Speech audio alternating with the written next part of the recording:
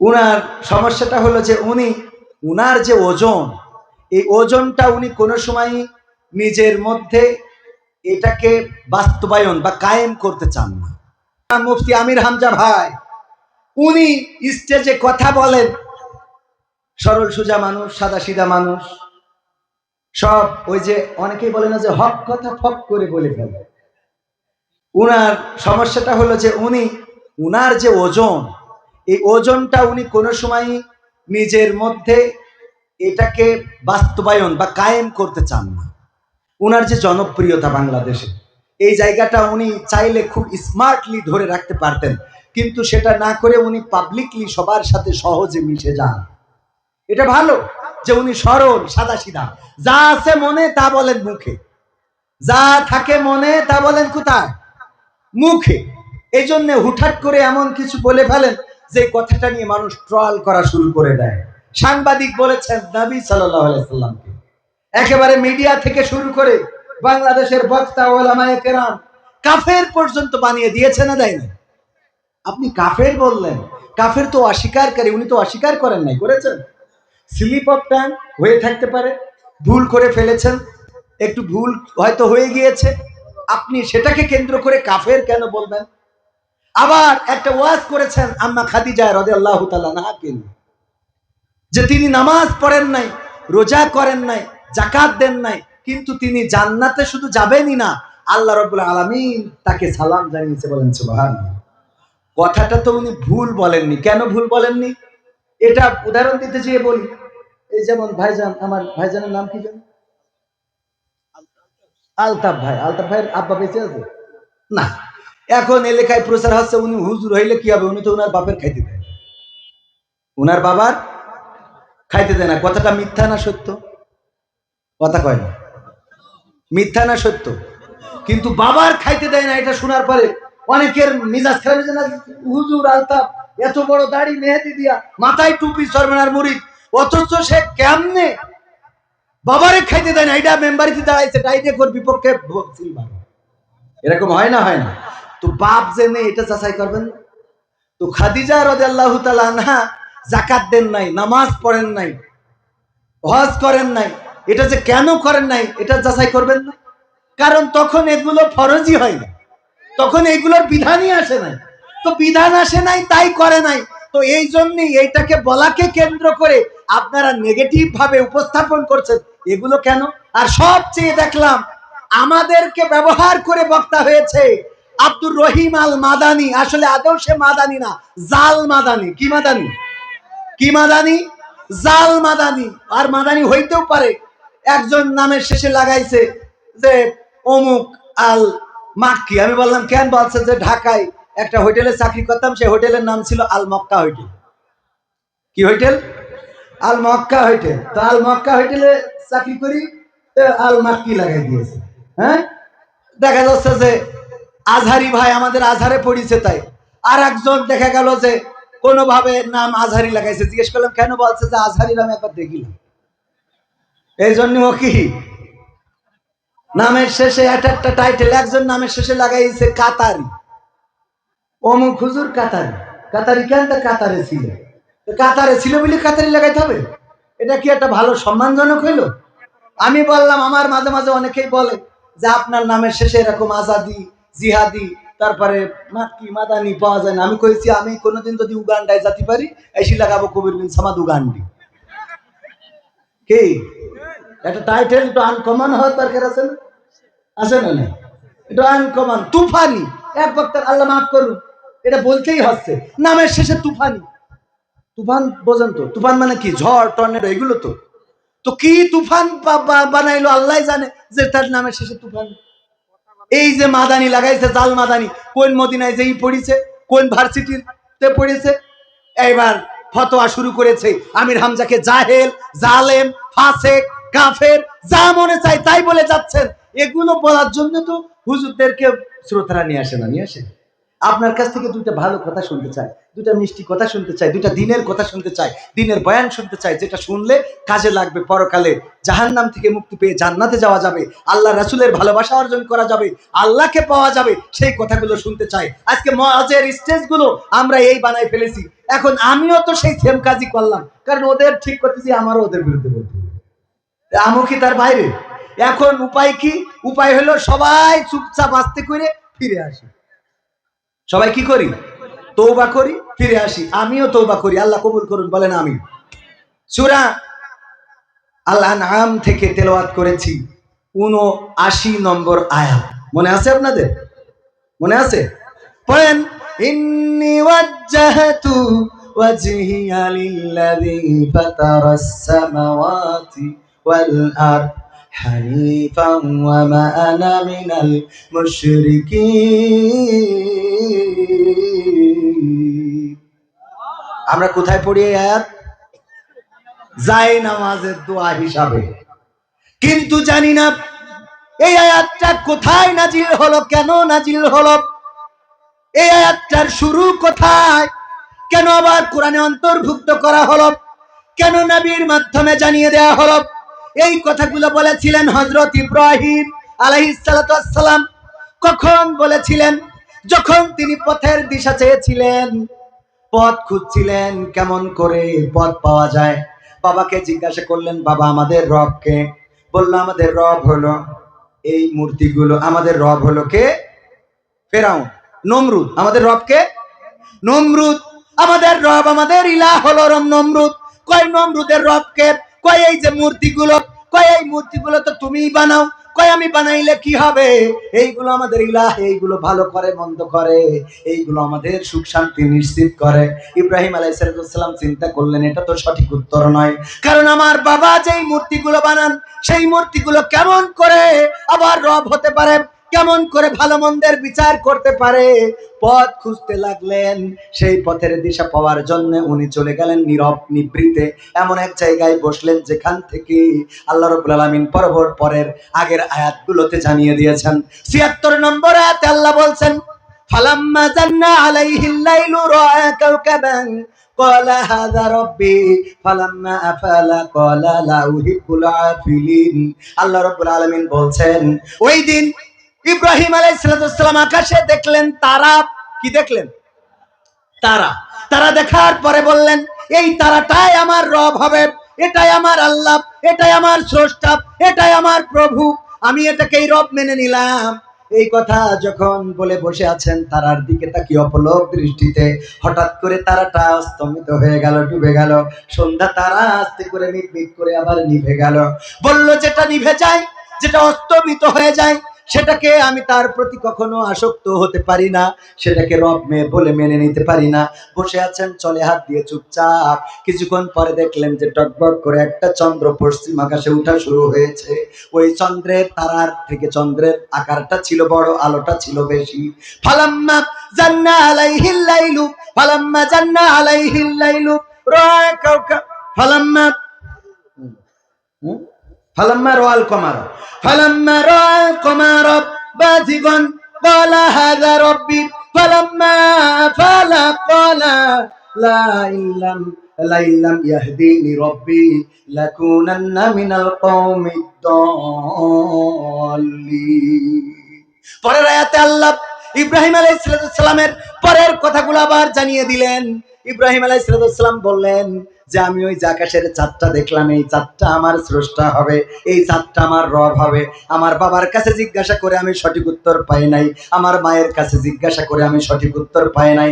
ওই যে আকাশের চাঁদটা এত সুন্দর আলো দেয়, এই চাঁদটাই হয়তো আমার স্রষ্টা, এটাই আমার রব। এই কথা বললেন, আস্তে করে সেই চাঁদটা অস্তমিত হয়ে গেল, চাঁদটা মিলান হয়ে গেল। বলল, ও গো রব, তুমি যদি আমার পথ না দেখাও, তাইলে আমি জালিমদের অন্তর্ভুক্ত হয়ে যাব। পরের বার আবার কি বললেন, কি দেখলেন, আল্লাহ সেটাও রেকর্ড করে দিয়েছেন। আল্লাহ রাব্বুল আলামিন বলছেন ৭৮ নম্বর আয়াত, ফালাম্মা রাআ শামসা বাযিগাতান ক্বালা হাযা রাব্বি হাযা রব্বি হাযা আকবার ফালাম্মা আফালাত ক্বালা ইয়া কওমি ইন্নী বারীউম মিম্মা তুশরিকুন।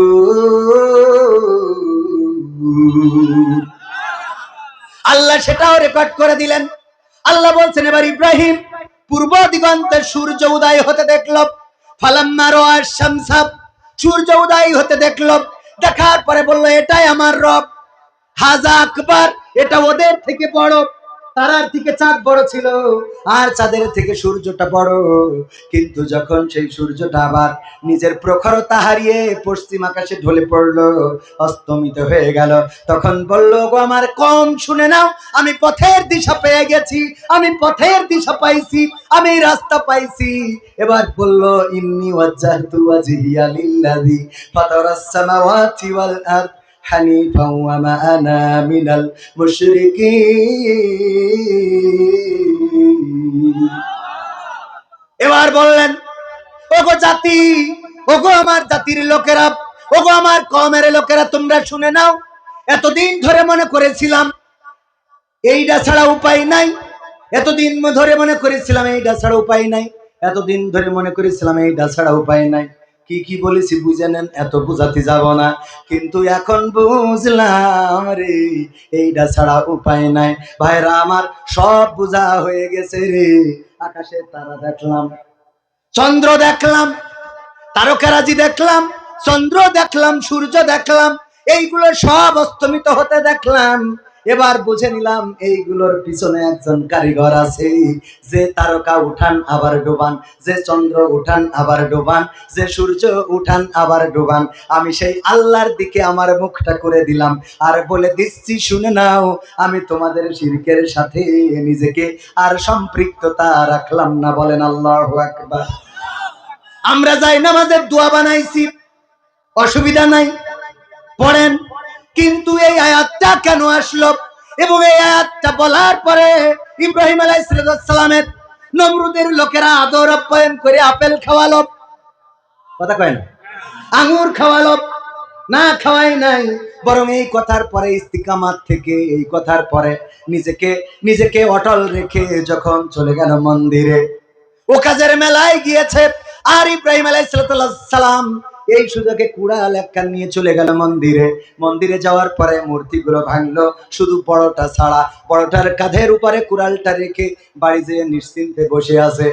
নমরুদের লোকজন যখন বাড়িতে আসলো, আসার পরে দেখে মন্দিরের মূর্তিগুলো ভেঙে রেখেছে।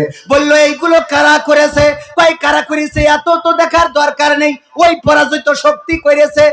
আমাদের ধারণা ওরাই করেছে।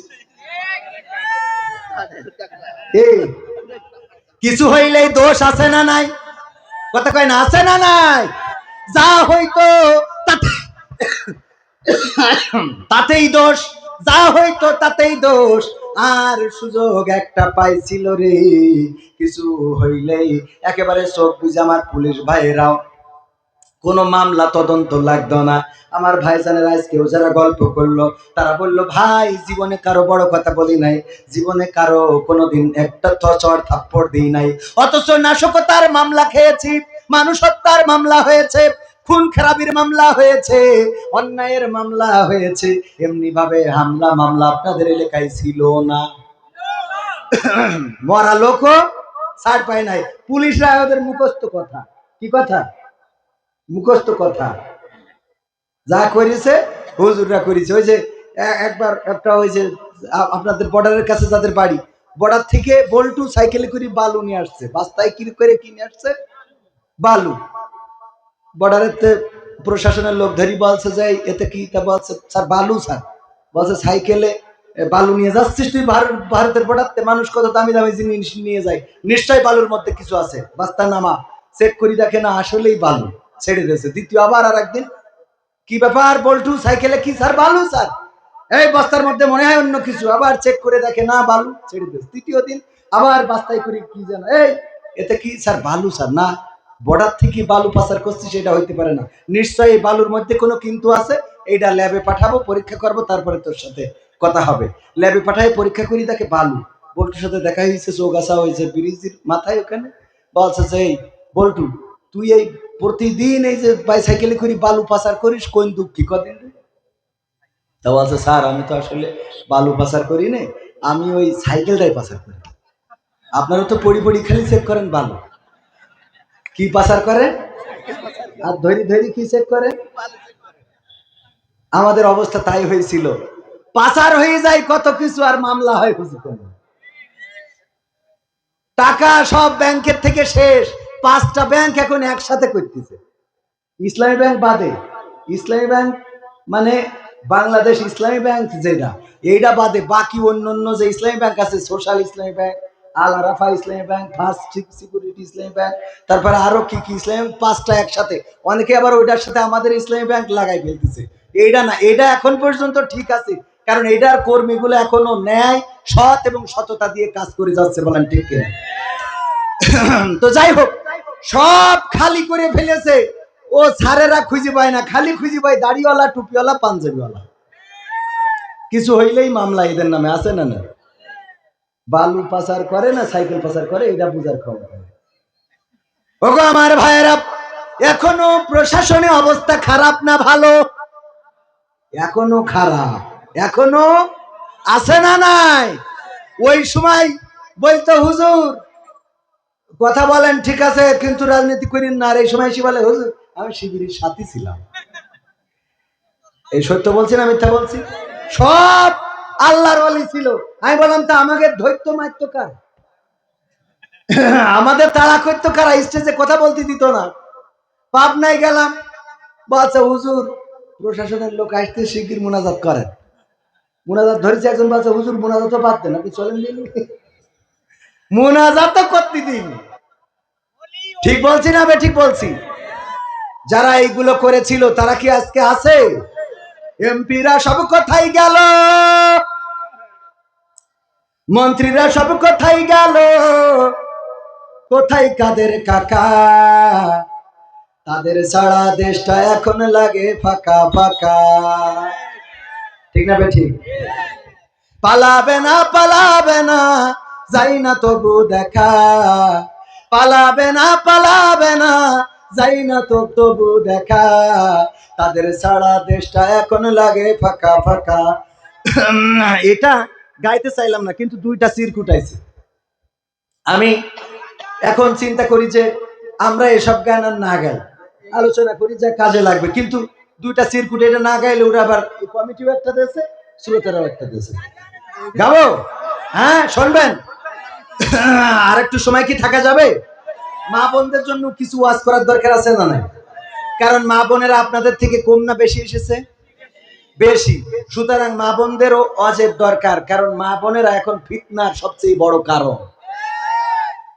স্বামী বিদেশ থেকে টাকা পাঠায়, চৌগাছাতে তুলে নিয়ে মহেশপুরীর রোডে বিভিন্ন ক্যাফে আছে না নাই? আল্লাহর ওলিরা এনে যায় না যায় না? কথা কয় না? যায় না যায় না? আর মার্কেট গুলোতে তো পুরুষদের কোনো চালাই নেই, সব মা বোনেরা। আর দোকানদাররাও আমাদের অত দাম দেয় না। আমাদের বাজারে আমি যেই দাঁড়াইছি বললাম ভাই এটা আছে, তো বলছে আছে। আমি বললাম দেন। হঠাৎ 2 মহিলা এসেছে, ওনাদের সাথে কথা বলছি, বললাম আমারটা দেন। তো বলছে হুজুর আপনি একটু সরিয়ে দাঁড়ান, গায়ে ঘেঁষা লাগলে তো গুনাহ হবে। ওরে বাহ, উনি আমার হাদিস শিখাচ্ছে।